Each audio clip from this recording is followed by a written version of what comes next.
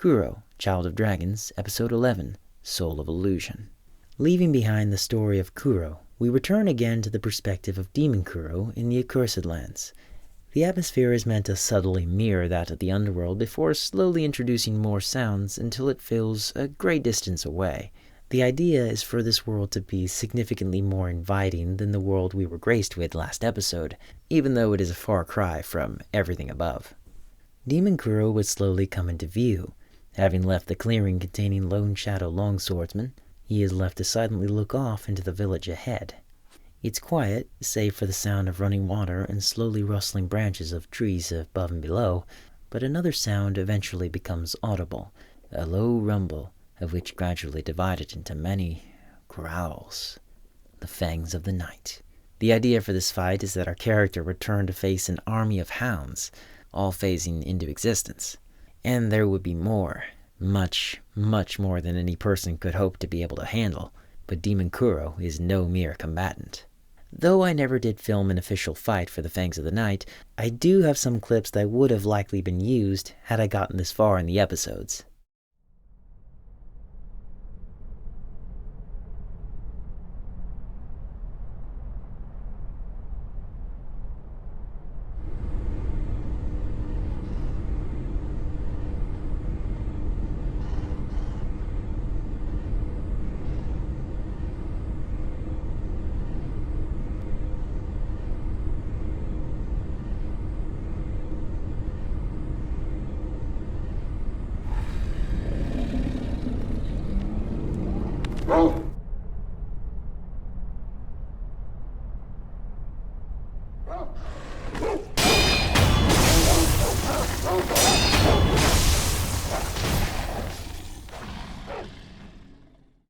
They just kept coming, hound after hound. What started as simply groups of 5 or less grew to much, much more.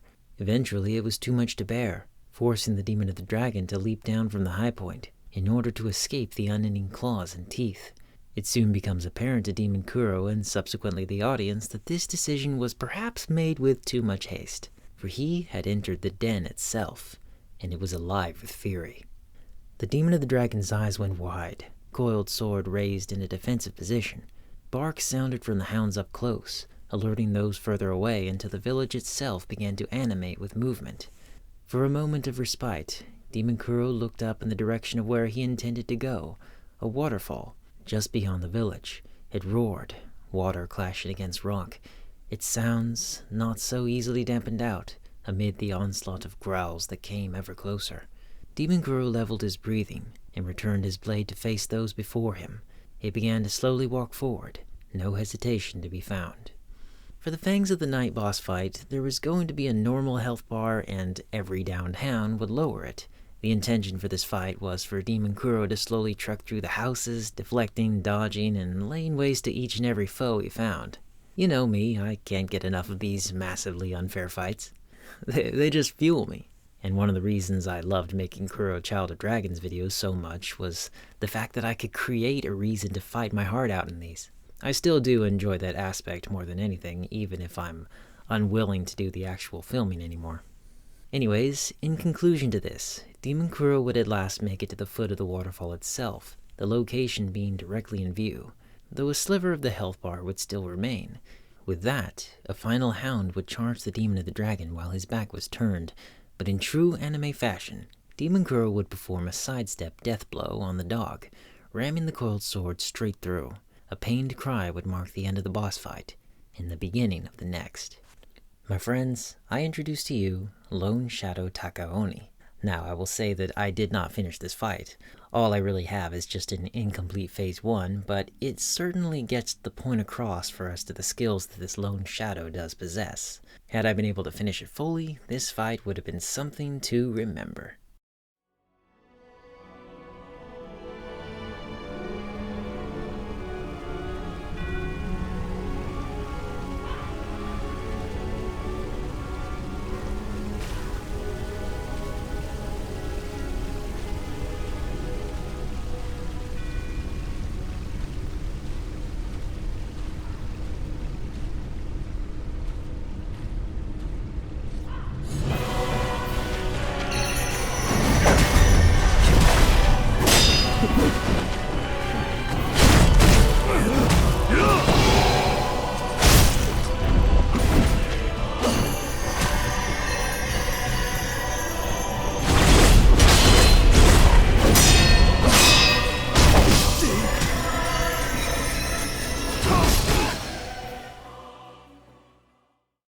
fight would first play out in the waterfall area that Lone Shadow Takaoni and Demon Kuro met up at. The two would trade blows, one after the other, and at a certain point, the Demon of the Dragon would get the upper hand, stabbing Takaoni through the chest. Blade still impaled in the Shadow's chest, Takaoni would merely stare at the demon. "My brothers met their end because of you. I was right to be wary." Gritting his teeth, Takaoni swung his katana at Demon Kuro, forcing him to dislodge the coiled sword to defend. Sparks erupted from the clash. Flames all their own would reflect brightly off the water. Demon Kuro was sent backwards, stumbling into the water. Capitalizing on this, the Shadow charged and swung. A loud pinging sound echoed off the walls, followed by another brightly lit deflect, and subsequently the swish of counterattack. Just missing its mark amid a gust of feathers, the coiled sword instead banged off the side of the wall. A vibrating pain sent up the hilt and through the demon's body. He let out a growl, the lone shadow appearing a few paces away, breathing heavily, and for but a moment clutching his chest. It was for but a moment. He had already readied his blade at the boy and cut straight through the water. Demon Kuro narrowed his eyes and leapt forward to meet the shadow, blade motion transitioning into that of the combat art floating passage. The lone shadow would catch each and every strike in perfect sequence, a satisfying ping reverberating off of each connection. The last coiled strike, though, was followed by a punch to Demon Kuro's gut, sword swings aplenty, and creatures of light, not unlike tiny butterflies. The demon raised his coiled sword to defend each attack. While he did find success in deflecting the sword strikes, the creatures of light cut clean through him, and in the process, blinding him for a time. Demon Kuro quickly backed off, steadying himself, a defensive position raised at the entrance, feet submerged, legs planted, not unlike that of stone. He strained to make out his surroundings. The lone shadow's voice could be heard up ahead. "Souls of the perished, forced to fight those he wishes us to. No one leaves these lands, not even you." For but a glimpse, a memory is meant to flash on screen.